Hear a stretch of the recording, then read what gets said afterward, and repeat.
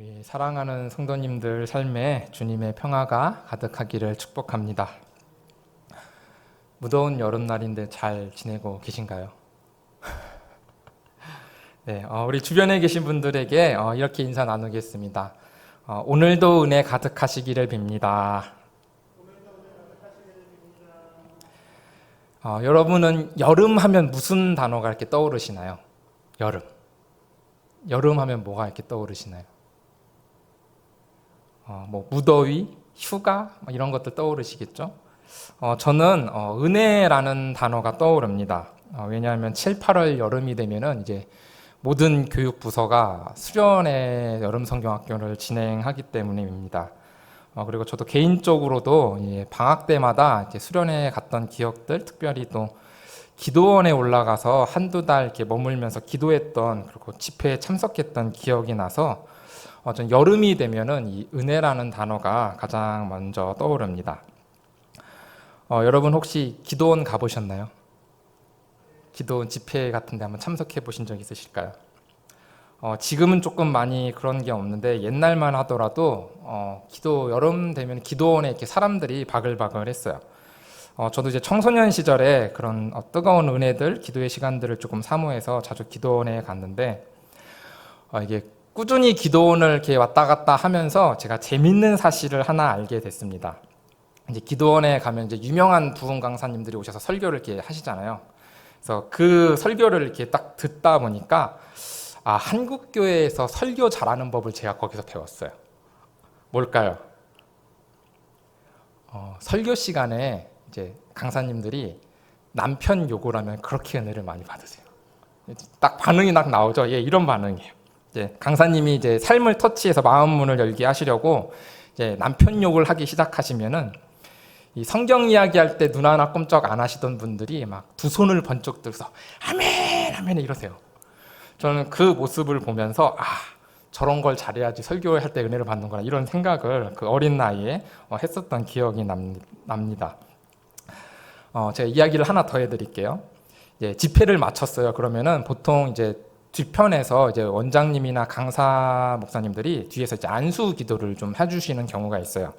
그래서 저도 집회를 끝나고서 이제 기도 받으러 이렇게 순서를 기다리고 있는데 누가 뒤에서 이렇게 툭툭 치는 거예요. 그래서 딱 돌아보니까 아까 그 남편 욕할 때 아멘 아멘 하시던 여자 집사님이 자기가 좀 일정이 있어서 바빠가지고 그런데 좀 자리를 양보해 줄 수 있겠느냐 이렇게 말씀을 하시더라고요.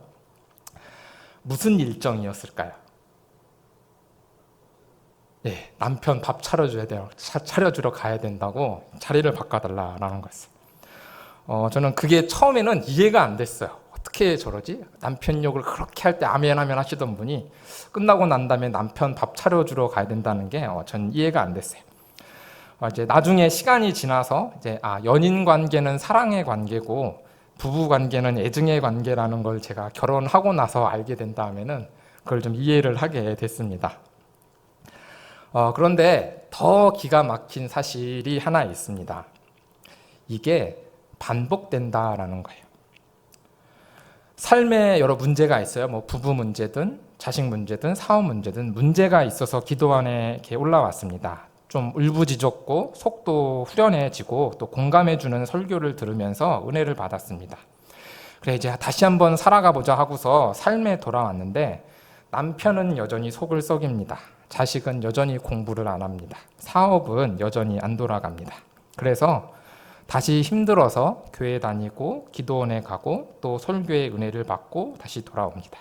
그리고 이 삶이 반복되고 반복되는 것을 봤습니다. 이상했어요. 분명 하나님의 말씀을 들었는데 하나님 말씀이라고 믿고 이렇게 왔는데 정작 내 삶에는 근본적인 변화나 구원이 없는 거예요. 이게 정말 하나님의 복음인가? 내가 하나님의 말씀을 들었나? 이런 질문들이 떠오른다라는 겁니다.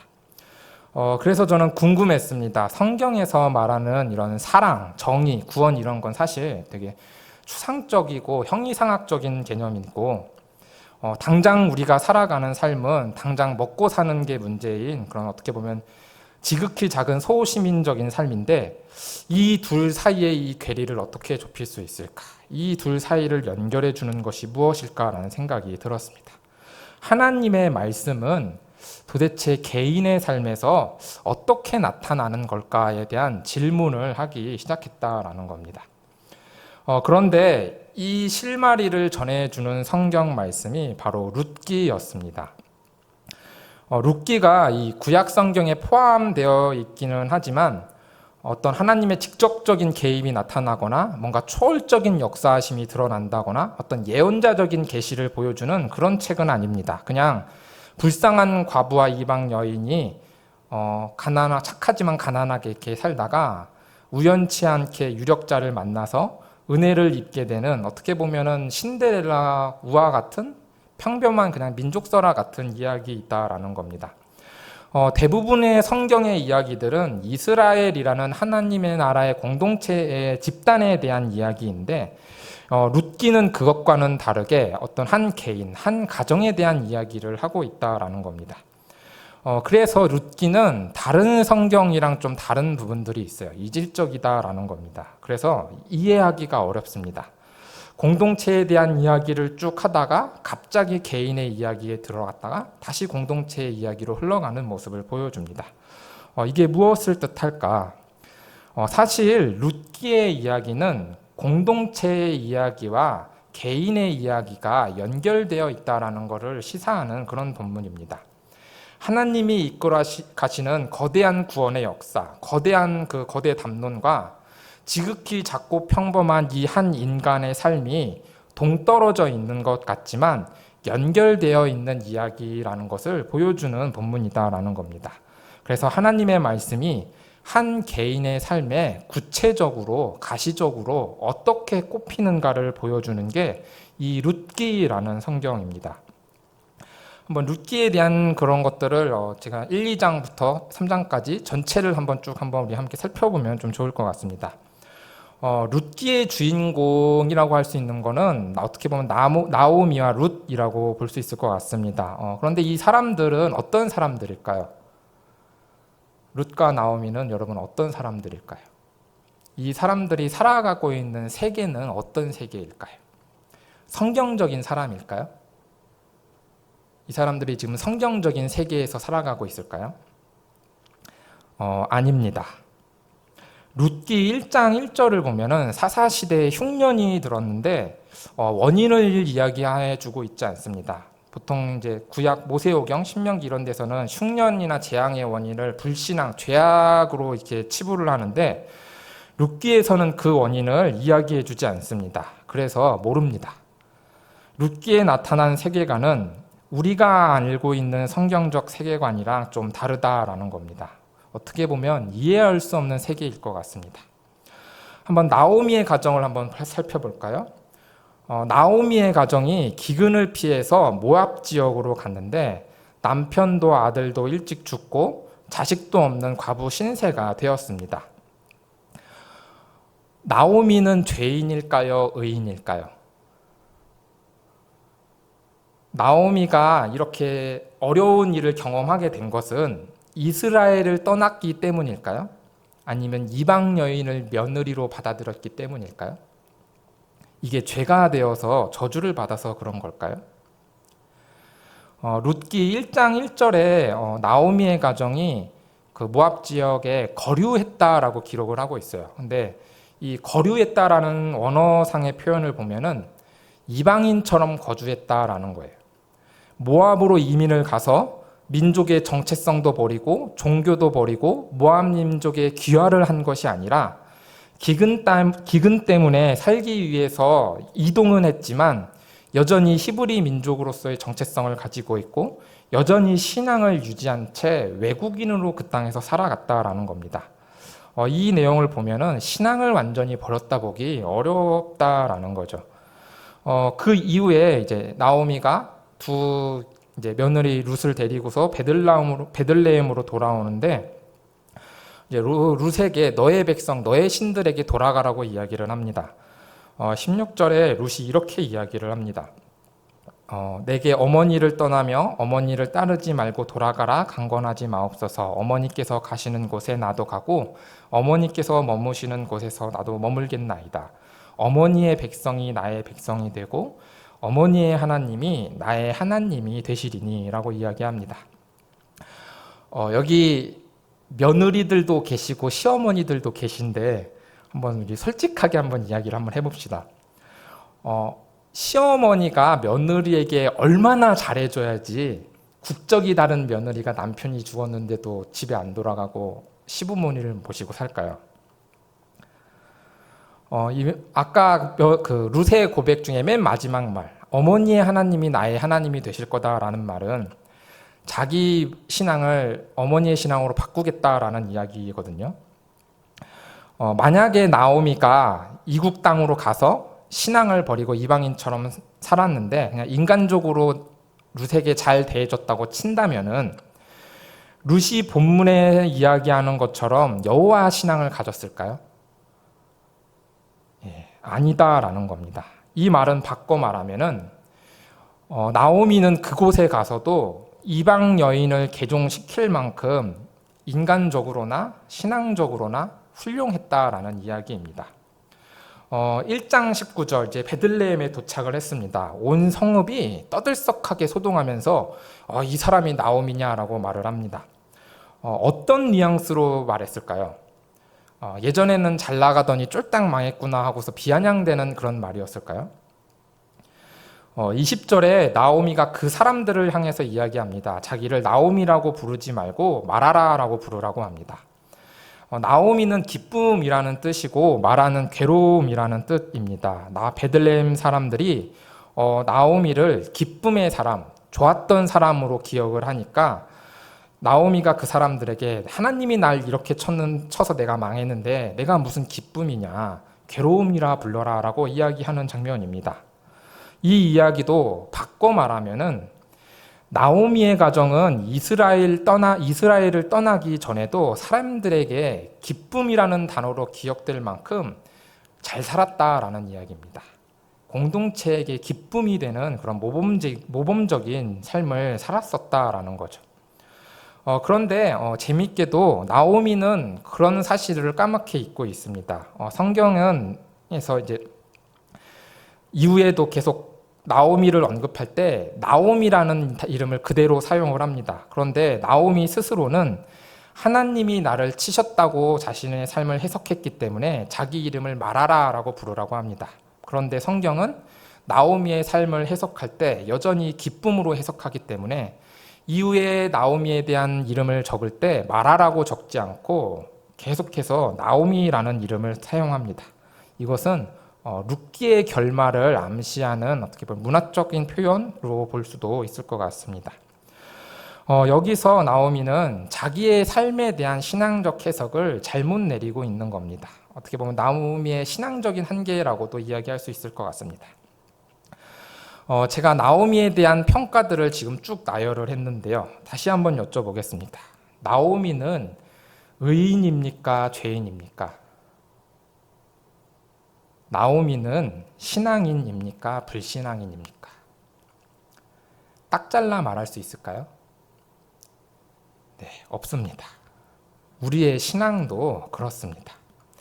나오미가 지금 살아가고 있는 세상은 권성징악의 논리로 다 설명할 수 없는 세상입니다. 마치 우리가 살아가고 있는 세상 같습니다. 나오미의 신앙을 보면은 좋은 부분도 있고 죄는 아닌데 좀 덕이 안 되는 부분도 있고 이것 때문에 재앙을 만난 것 같다라고 여길 만큼 죄로 의심되는 부분도 있습니다. 마치 우리의 신앙 같습니다.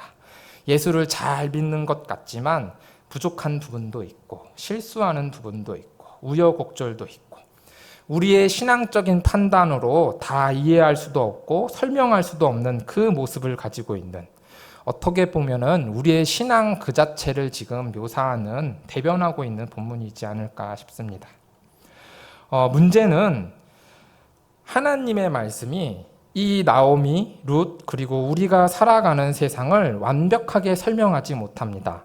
일부러 안 하는 것 같기도 해요.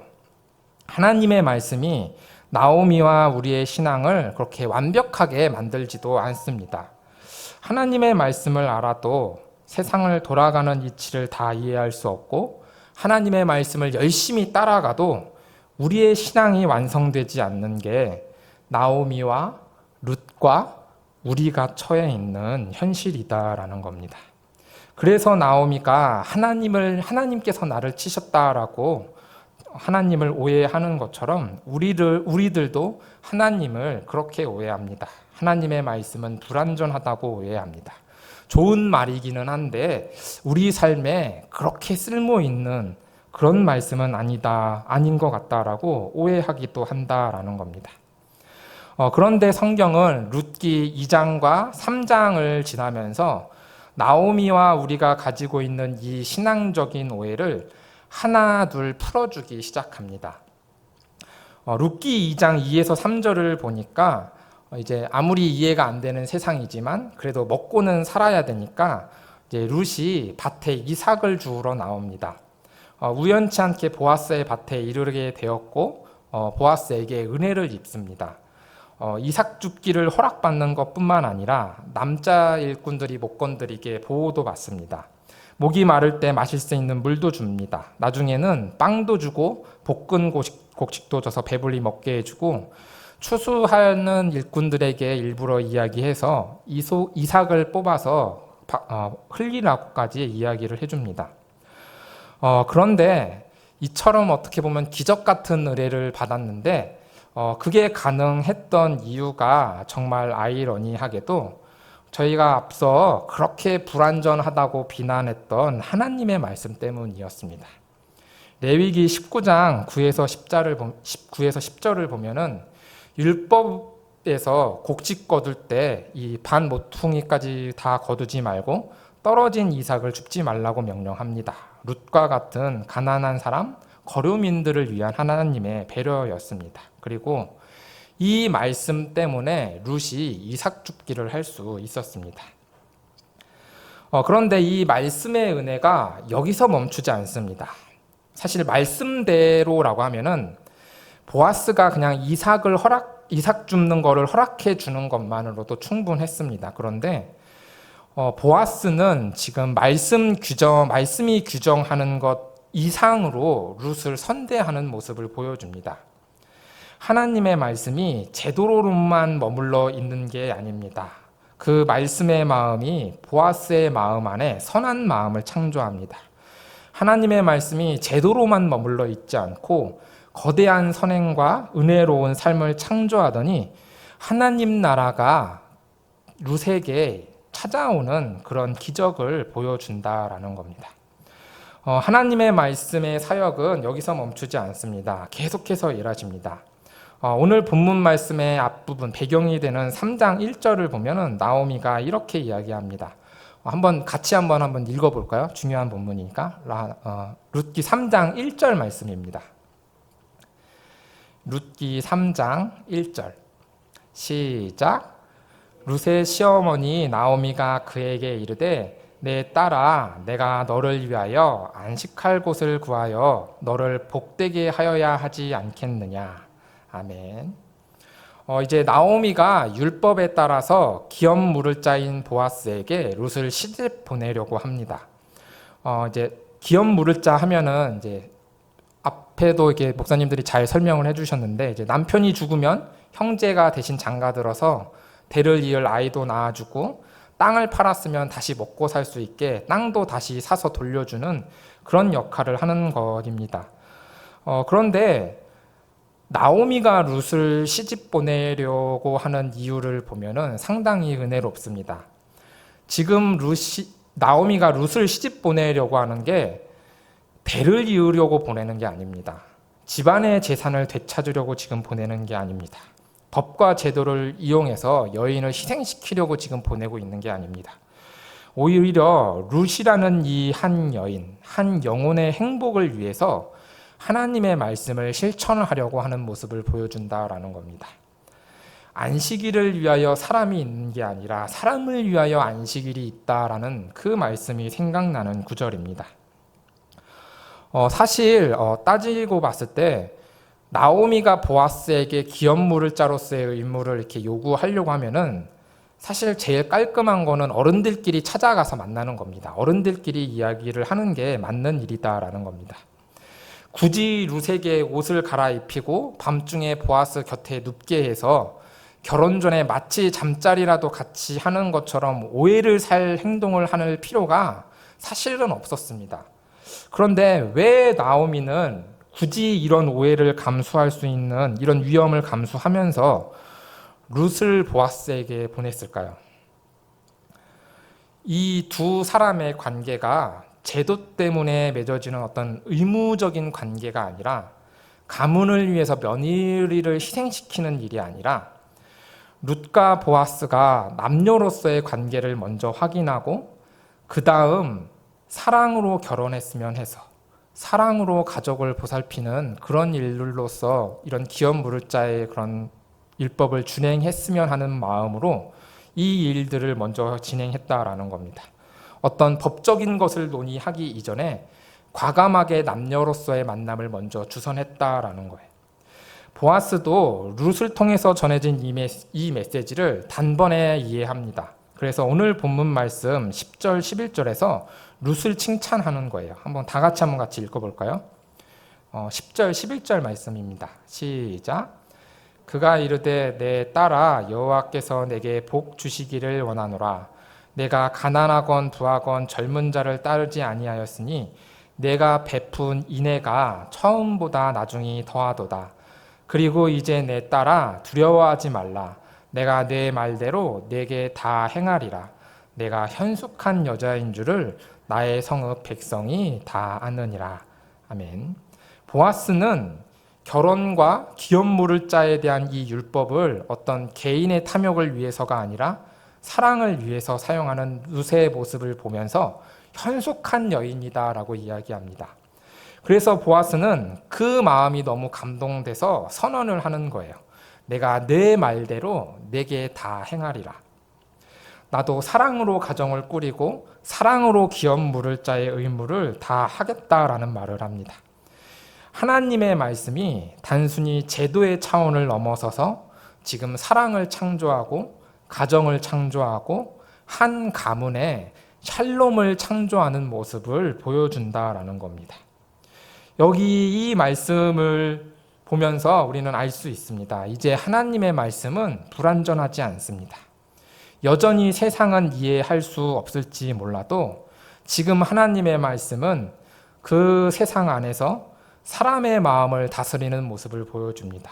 새로운 삶을 창조하고 새로운 선한 가치를 창조하는 능력의 완전함을 보여주고 있다라는 겁니다. 사랑하는 우리 성도 여러분, 우리는 이해할 수 없는 세상을 살아가고 있습니다. 말씀이 다 설명해 주지 못하고 다 바꿔주지도 못하는 그런 세상을 살아가고 있습니다. 그래서 우리는 하나님께 실망할 때가 있습니다.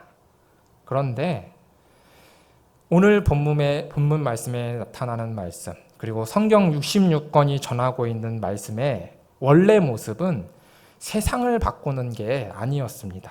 세상을 창조하는 거였습니다. 빛이 있으라 말씀하시며 세상을 창조하시는 겁니다. 말씀으로 우리 안에 선한 마음을 창조하시고, 말씀으로 우리 안에 거룩한 삶을 창조하시고, 말씀으로 우리 공동체 안에 하나님 나라를 창조하시는 것, 이것이 말씀이었다라는 겁니다. 10절 말씀, 보아스가 룻에게 여호와께서 내게 복 주시기를 원한다라고 이야기하는데, 축복의 말씀 같지만 저는 이게 예언의 말씀 같았습니다. 자식도 없이 남편도 죽어버린 이 이해할 수 없는 세상이지만 여호와께서 내게 은혜를 허락하셔서 선한 마음을 창조하셨듯이 여호와께서 내게 이제는 그 아름다운 마음으로 새로운 삶을 창조하시고 하나님 나라를 창조하실 거라는 예언의 말씀이지 않을까 싶었습니다. 오늘 하나님께서 여러분들에게도 이 말씀을 허락해 주시기를 축복합니다.